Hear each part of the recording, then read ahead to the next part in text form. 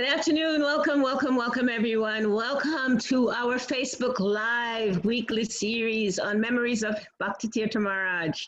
As you know, Bhakti Tirtha Maharaj founded the IFAST, which is the Institute for Applied Spiritual Technology. And this is Inter-IFAST. This is actually a branch of IFAST. And what we do is social media productions. And we offer so many different programs on social media. We have courses online, and of course now we're doing the memories, and we're upcoming now doing some Instagram programs. So we're really excited, so excited.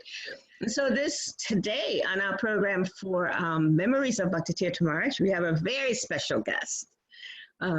His name is Mahajan Prabhu, and he is originally from Argentina, even though right now he's living in Spain. And he actually was one of those persons that was with us here in Gita Nagari when Bhakti Tirtha Maharaj was leaving his body. And so he maybe shares some pastimes of that. He has many, many, many pastimes of Bhakti Tirtha Maharaj because he knew Bhakti Tirtha Maharaj, you know, many years ago, very many years ago. He's been a devotee for many years. And he actually served the late Gunagrahi Maharaj. And he is amazing. He's like multi-talented. He's written books. He's taken some of Bhakti Tirtha Maharaj's books and offered and translated them in Spanish and offered them in different ways to our Spanish-speaking devotees all over the world, not just Bhakti Tirtha Maharaj devotees, but he's made these books available for people that speak Spanish all over the world. And we're really, I mean, I haven't seen Mahajan in a long time. However, I've always known him to be one of those very proactive person, and most especially, he has such deep love for his Swamis Bhakti Tirtha Maharaj. So we welcome you, Mahajan Prabhu. Please, please share some memories with us. Hari Bol. Okay. Hare Krishna, everyone. So it's since long time I don't speak English, so my English will be a little, you know, kind of crooked. But anyway, I'll try to do my best. I'm going to speak for some time. And I would like to start sharing some, so how I met Bhakti Tirtha Maharaj. Okay? So I wanted to be initiated. I wanted to be initiated by 3 gurus that for some reason, from one way or another, I couldn't get initiated. Two of them have some troubles, and the other one didn't want to initiate anymore. So I went to Gunagrahi Maharaj, who was my Siksha Guru. I was, you know, very, very, very close for 12 years with him. I mean, very close. We were together like, well, he said that I was his right hand, but, you know, I don't consider myself to be his right hand, but he said so. So we were very close. So he told me, I'm sure you're gonna find your guru. I mean, don't worry, you're gonna find your guru. And I said, yeah, but how? I mean, I was Bhakta, I was new, and I wanted to get initiated, and all my gurus just left. And I said, you will find your guru. So that very afternoon, I saw one picture of Bhakti Tirtha Maharaj in one ashram. And I asked one of the devotees, who is this devotee? So he's amazing. He's an amazing devotee. You should listen to some of his classes, or you should read one of his books. So he gave me 2 books. I remember it was Leadership 1 and Spiritual Warrior 2. So I read in 2 days both books, 2 or 3 days both books. And then I said, this is amazing. Just give me one of his classes. So he gave me a class. So I went to peel potatoes in the kitchen for Sunday feast, and I was with the headphones on. And immediately when he started to scream and preach, like, you know, Bhakti Tirtha Maharaj preaches always. And then immediately I jumped and I said, yes, this is my guru. This is my guru. So I went to see Gunagrahi Maharaj, and I said, Maharaj, I know it's too quick. I know I told you yesterday that I want my guru, but I think I found it. I found him. So he said, okay, tell me who he is. Who is him? And I said, I was a little afraid, and I said, because it was too quick, you know, in one day, I mean, just changing from one guru to another. I said, it's Bhakti Tirtha Maharaj. And he said, yes, that's the one, he told me. So I said, okay, you will see him tomorrow. We're going to New York. We were in San Diego. He said, tomorrow we're going to New York. So it's the New York Rath Yatra. So I'm sure you will meet him there. And I said, great, yes. I said, and how will I know where he is, where he's going to be staying or what? I said, look, wherever you see a big crowd champing and dancing like crazy, he's just right in the middle. I said, okay, but in the Rath Yatra, you know, everybody's champing and like crazy. No, but it's. So, and then I went to the Rath Yatra, and then I went to the first chariot, and was not him. The Kirtaniya was not him. Went to the second chariot, the Kirtaniya was not him. And when I went to the Jagannath chariot, was a big crowd there. So I said, this must be him. So I pushed people aside, and I saw him. And immediately I saw him, I look at his eyes, and I don't know why I did this, but I said, I look at him and point his glasses and said, and I told him in the middle of the kirtan, I never met him before, said, give me your glasses. So he was chanting and dancing. He took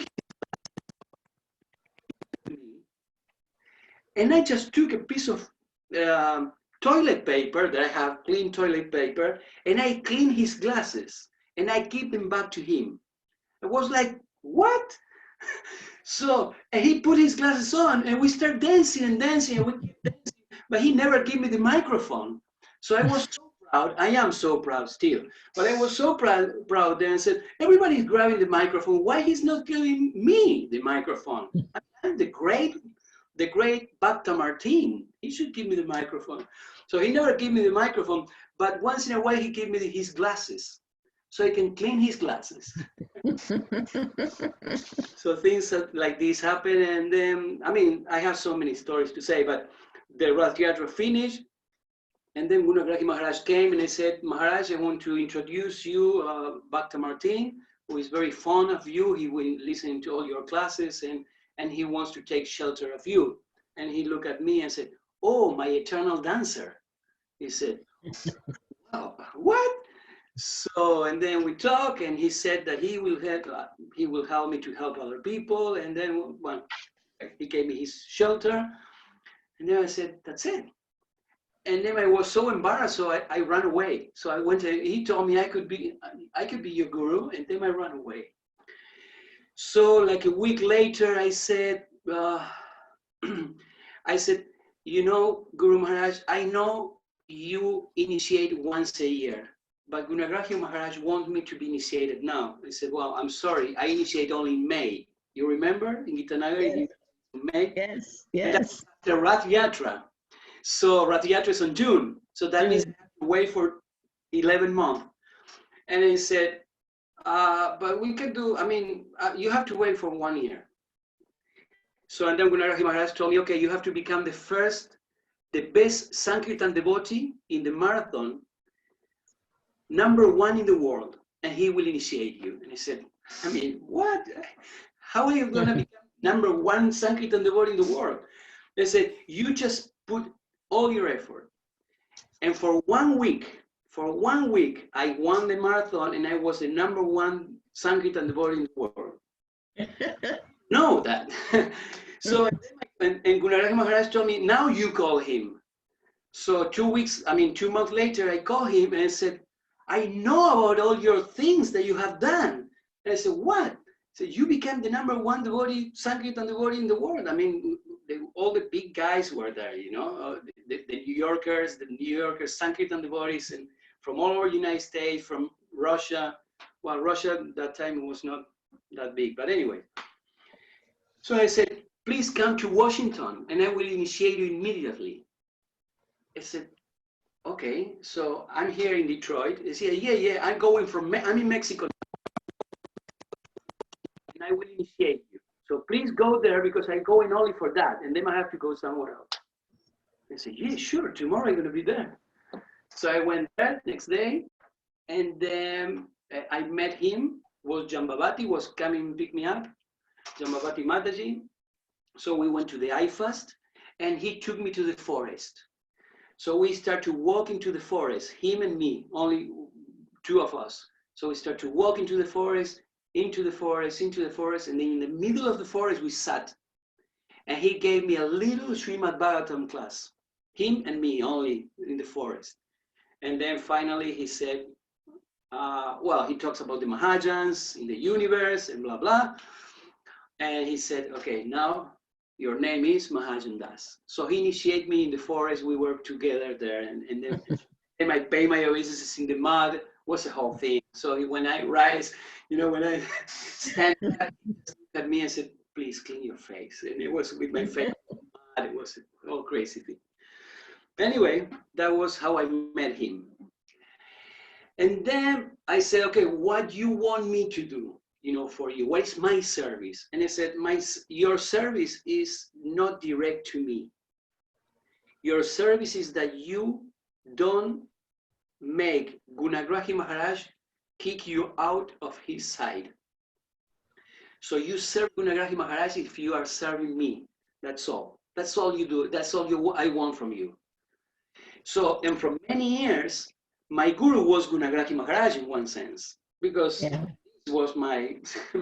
this was what my guru told me.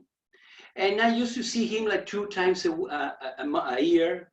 And every time I see him, I never did any direct contact, direct service to him. Very little, very, very little, for many years. My service was to Gunagrahi Maharaj. And I just imbibed that mood. I mean, for me, Gunagrahi Maharaj was Bhakti Tirtha Swami. Yes. And after that, I have some pastime. He looked at me one day before he was leaving his body. He told me, you understood what guru means. He told me one day. Anyway, so, and for many years that happened. And now the juicy part. Juicy part is that when he got his melanoma and all his, he got sick and all that. I don't know if you remember, or maybe you don't remember in the way I remember it. So I called Brajalila and I said, I want to be with Guru Maharaj the last days. I mean, I just want to be there. I want to be his personal secretary. I don't care about anything. If I have to kill someone, I have to be there. And Brajalila told me, yes, you can, no problem. So right now, Guru Maharaj is going to, he was to Hawaii. He's going to Hawaii. And I said, so please take, Brajalila told me, please buy a ticket to Hawaii. So I spent like 3 hours trying to buy a ticket to Hawaii. And for some reason, I couldn't buy any ticket to Hawaii. So, and then I got a call from Brajalila, told me, well, wait, don't buy the ticket to Hawaii because he's not going to Hawaii. He's going to Mexico. I said, all right, okay. So now you can go to Mexico, try to get a nice house on the beach so he can rest because we're going to have to amputate his leg. So, and then I tried to get a ticket to Mexico the same night. And then I got a ticket to Mexico. But then I got another call from Brajalila. I said, no, he's not going to Mexico. He's going to Washington. And I said, well, I just bought a ticket to Mexico. And she said, I remember she said, don't worry, in Washington, he has many of his disciples. And he will, I mean, even though it's good if you can, he won't need a personal servant because we think that someone else will do it. And that was Dhruva. Well, at that time, I don't know if they knew it or not. And for me, it was like, no way. No, it was like, what am I going to do now? So I went to Mexico and I collect money in Mexico and I want to live to Radha Kund. And I went to Radha Kund and I absorbed myself in Radha Kund. I read the whole Srimad Bhagavatam in 1.5 months. I was cleaning the Radha Kund. I was serving the Vaishnavas in Radha Kund. I was doing everything. I was bathing at 1 o'clock in the morning. I was chanting, 100 rounds a day. And everything was, my only thought, my only meditation was, I want to see his last breath. I want to see his last breath. I don't know if he's going to die tomorrow or in 2 weeks or in 2 months. I have to be there. Please, Radharani, allow me to do that. So for 2 months, I became one Kundavasi. I live in Radha Kund for 2 months. And then when the things was getting worse, I just traveled to United States. And then I got there, I remember it was in April. I arrived there, still was snowing. I remember. So I went there and he was bidding farewell to everyone. He was saying, okay, now I'm gonna meet with these 10 devotees from Croatia and I will tell them what to do, and Haribol, you will not see me anymore. And then these 10 devotees from the other day, 10 devotees from I don't know where, and then the devotees come in and out and say goodbye, and that was it. And that was it for them, but not for me. I couldn't take that. So I got in a meeting. So he talked something to me. He said something to me and said, well, now you won't see me anymore. And my heart said, this is not, I mean, no possible. This is no way that it will end like this. And I said, I don't know if I said to Brajalila or to the caretakers there, I said, look, I don't move from here. You find me a service, because I promise, I swear to you that I don't move from here, even if the snow is falling, tons of snow on my head. So it started to snow actually. And all of a sudden, when the devotees saw that I was serious about it, so they came and said, Prabhu, look, well, we don't have anything, you know, but you just go to the to the basement, and then you can wash and iron his clothes, which means, you know, it's like what, 3 hours a day or so, you know, because he always using the same t-shirt or whatever. You know? So I said, great. So every morning that was my service. So I was there in the basement. Everybody was seeing him and I wasn't seeing him. But I was so happy just to iron and to wash the clothes. That was my service. I knew that I was so happy. And one day something mystic happened. I know you may say that it's nothing mystic around Bhakti Tirtha Swami, but anyways, something very mystic happened and said, who is here in this house? I don't know, I think Dhruva. He asked that to Dhruva, I think. And Dhruva said, well, it's Brajalila, it's Kabira, it's me, it's Chitti Shakti, and it's this and this. And when he mentions everyone, he said, who else? Well, I don't know. Who else? Are you sure it's no one else? He said, oh, yes, Mahajan, they're in the basement. And I said, okay, tell Mahajan to come here. So, and then I saw him for first time. And then many things happened. There is not time to tell you everything, but many things happened. And then we started a very loving relationship there for 3 months. Very, very, very deep. I felt it very deep. And one of the things that, many mystic things happen around all this situation. But one thing that got me very nice, is a very big realization that I have, is that even though his life, I mean, usually when you see someone who is dying, you know, everything becomes dark and everything becomes, you know, more, I mean, like, yeah, dark. And even around yourself, the environment, you know, becomes like a very gray and like depressive and all that. And I have to cross every single day in the morning, I have to cross the whole forest to go to the IFAS Institute. Every single day. And while I was crossing the forest, he was living, supposed to be dry and gray and depressive. But everything around him, all the forests start full of flowers. The sun started to be brighter, and the trees become more greener. Of course, it's becoming, springtime was becoming, okay? But you don't feel like this depression, because was life, you know, the last days of his staying here was full of life. And outside in the forest was also full of life. Everywhere was full of life. Everything was bright. I mean, I never see anything dark at all. Nothing. Everything was so nice. Even the flowers and the smells and everything. So anyway, I was doing my service there. And another thing that I will tell you is one day, one day he said to me, he was treating us like if he was in the spiritual world already. I mean, I knew he was in the spiritual world, but he was looking rather at Swami in the same way as he was looking at me, for example.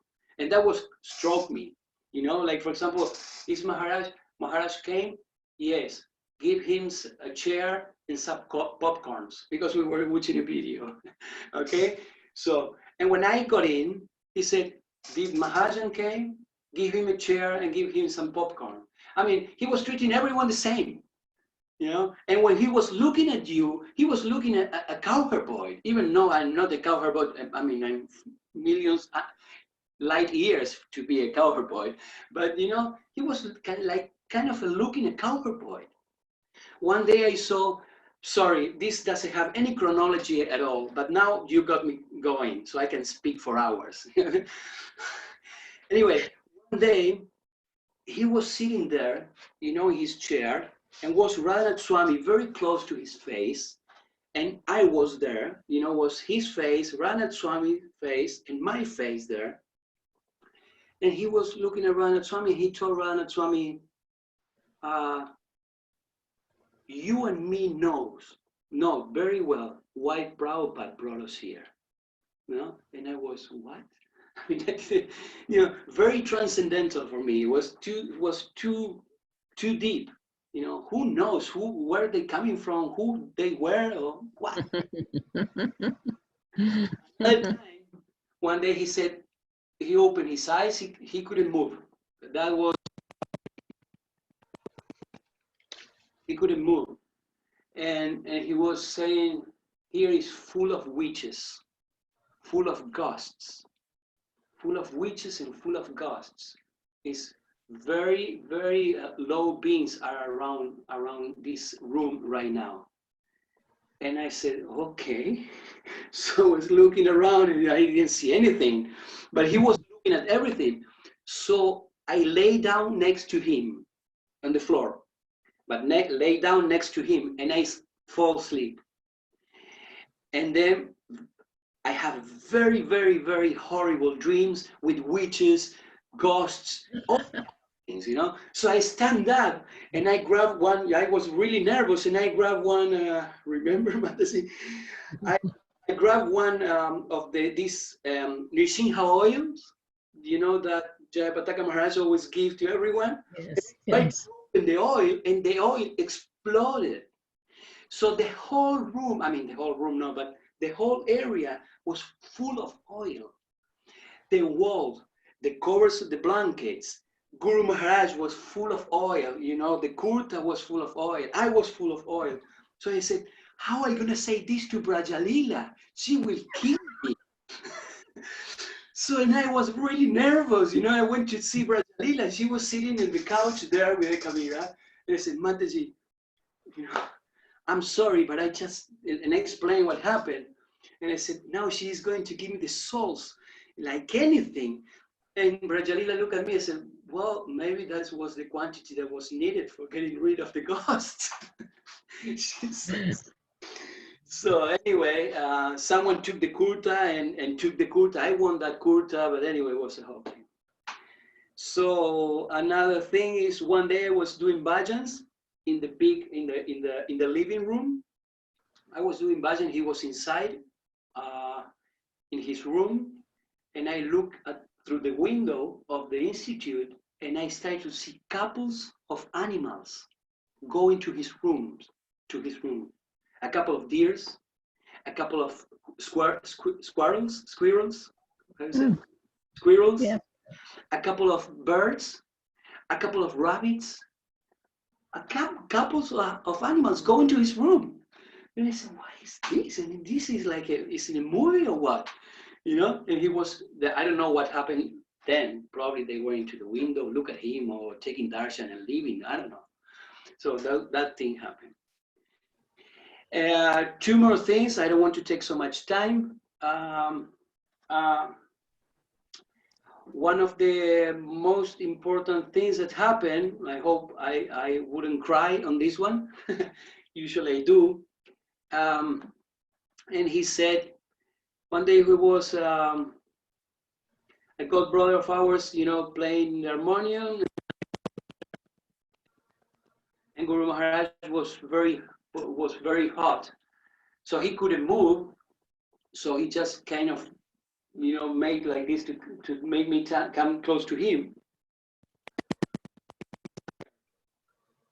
So I grabbed a handkerchief, and there was not enough, so I grabbed there to him, and he looked at me and he said, so I have it written here. The same words that he used. I wrote them, you know. Here I have. He said, this was allowed to. Mahajan, check your something. It's not. Yeah, I'm not hearing you. Okay. Now? Yeah. Okay. Go ahead. Go ahead. Keep going. Hear me now? Yes. Okay. Coming to Gurudev's room with I saw Gurudev trying to fan himself with a handkerchief to get some air. So I went by him and I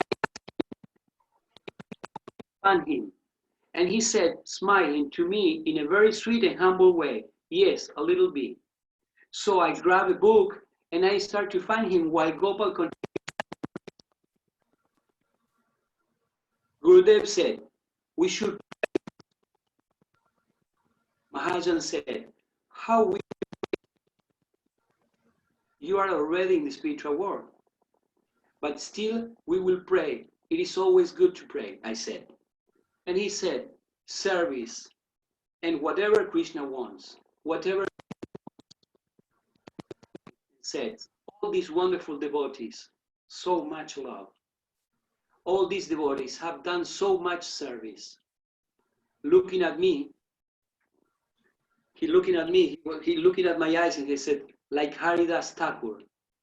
He was living and Lord Chaitanya, and Mahajan said, yes. And Haridas remained with his eyes fixed on him, and then he left. So nice, Gurudev. And he's smiling. Brakeshwara Pandit came into the room. Who came in? Mahajan, is Brakeshwara. Gurudev, Brakeshwara. Come closer to the bed, aside. Gurudev, Brakesh, you see me in the spiritual world? Yes. We make it. And he started to cry profusely. Brakeshwara, I'm here, Maharaj, broke in tears. I will always stay here until the end, doing kirtan. I will always be with you and help your disciples. I'm here doing kirtan. So one thing that happened before is that he said, he's here in this room. Rakeshwara Prabhu sat few meters away and started bhajans. Again, he and me alone. He wiped out his tears with a cloth and wiped out the rest with the same cloth. Silence for some time. Gurudev. Mahajan. Because they love you. So for them it's nothing. Gurudev, yes, love. So much love. Mahajan. They are reciprocating the love that you are giving to them. Gurudev. He looked at me and smiled. Mahajan. After many births, we finally find love amongst devotees, and we don't want to go away from their side. He looked. This is an always increasing love. And Gurudev looking, he said, that's right.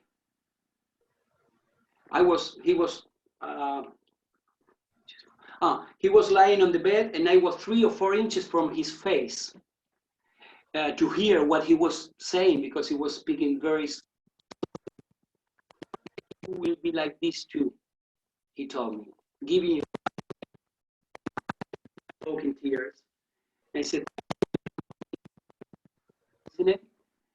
Crying it, put my. So I start to cry, and I put my head on his chest, and he start to caress me, caress my head, and I was crying like anything. I couldn't stop crying, and he continued caressing me. Don't worry, the disciple, and different lives there. I'm falling. I'm sorry. I will. Someone said, "Get this handkerchief," and I thought he was looking for the puzzle to call Dhruva. All I need now is you. I am looking for my handkerchief. And told Julie, this is one of the things. And the last one I want to say, touching to me, what I'm going to explain now, because when Before you explain this one, I'm just going to check with Kishori. Kishori, is there some noise, like you can't hear what's going on with the recording? Yeah, I think the internet connection is low. Yeah, it sounds like there's something with your connection, Mahajan, that we're not, yeah, maybe, yeah, so because you're speaking, but we're not really hearing. So I just want to check, because what you're sharing is so very important. I am just 2 inches from the internet connection, and usually I have a very good connection here. Okay, now we're hearing you nicely. Maybe it's because I'm going too fast. I go slower. Okay. So when I was 18 years old, I went to live with my father. My parents were divorced. When I was 18 years old, I went to live with my father. After 1 week, I lived with my father in another country, and went with my father. My father came, the doctor, and for me it was like such. I left my father die without doing. I just couldn't process it. Having cancer, and he has to go into the bathe, how you said? Water up to here, up to the neck, to relieve the pain. And while he was doing that, I just didn't want to know anything about it. So I felt like I left my father suffer so much. But because I was a kid, I didn't know how to, it was a shock for me. So that happened, and my father dies at the same age that Gurudev left. 50-something, 52, huh? Or 56? I think 56, 57, something like that. Okay. Yeah. Gurudev needs to go to the bath for relieving his pain, because the doctor told him, if you feel a lot of pain, you can go into the bath with hot water, to the tap with hot water. He didn't want to do it. No one could, that moment, no one could convince him to do it. I was there, and he said, I don't want, and I don't want. So I grabbed his hand, and I explained the story of my father to him. And he looked at me, and he said, only go. So he was so merciful and so compassionate that he makes me close this cycle, that I have unfinished, and even if he was in pain, he was to show that if I couldn't finish it with my father, I could finish it with him.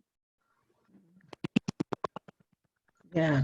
Took him into the bath too, And well, you know, the rest everybody knows. We were baiting him, and we were chanting this mantra that Madhavendra Puri was chanting. You know, what is the mantra? This I never remember it properly, but basically the mantra was Madhavendra Puri was telling that now I cannot see you.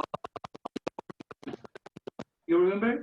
Yes, yes, yes. Okay. What do I do now? What do I do now? Yes.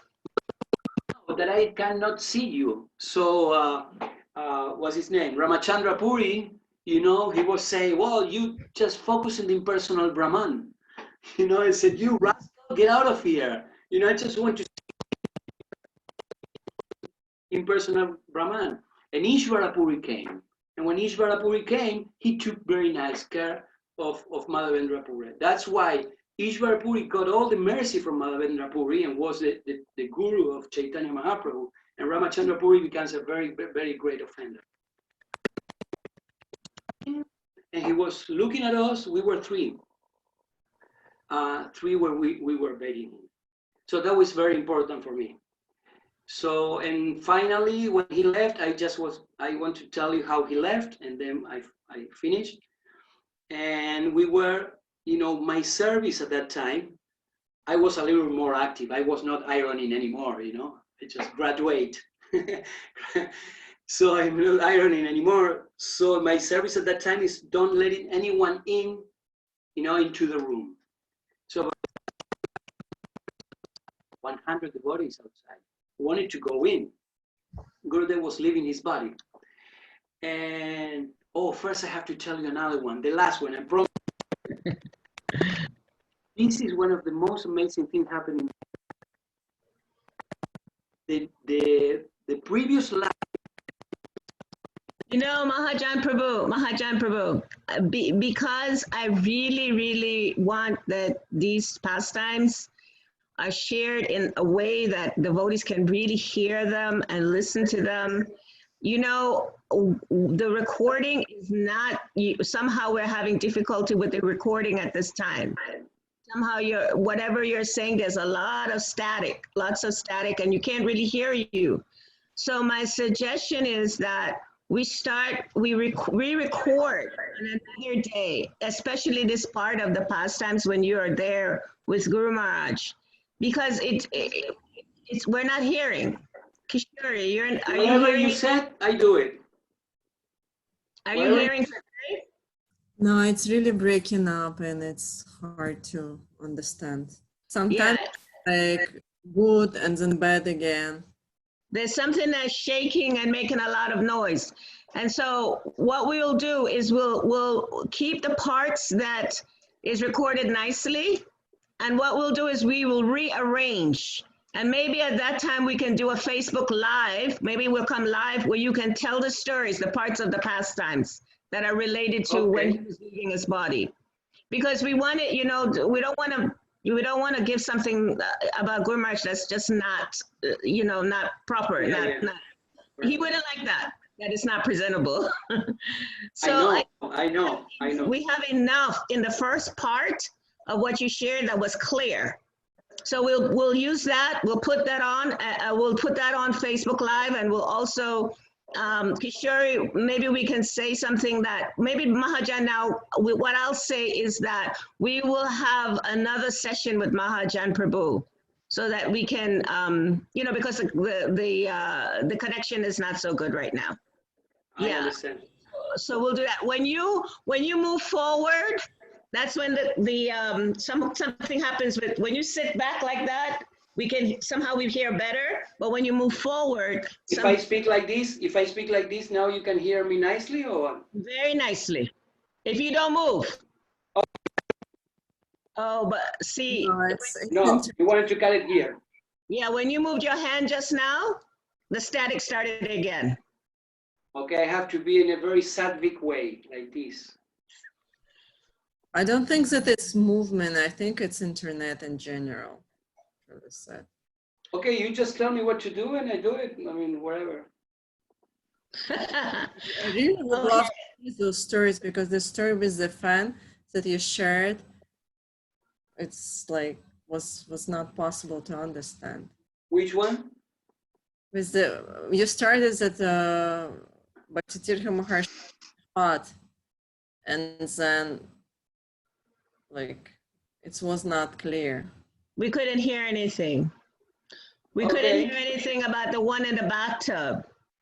Oh, really? Okay. No, So no. Was that too? you tell me what to do.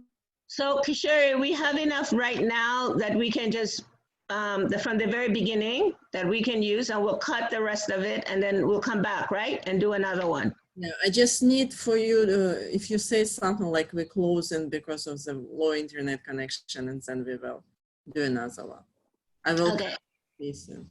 All right, so I'm going to share something like, what this was such an exciting sharing from Mahajan Prabhu. I'm so grateful to hear how he met Bhakti Tirtha Maharaj through Bhakti Tirtha Maharaj's books. Not so many people have talked about his books. Not so many devotees have shared anything about his books. And that's initially how he came to accept Bhakti Tirtha Maharaj as his guru. And he's sharing so many beautiful pastimes that are so intimate that most people have not heard.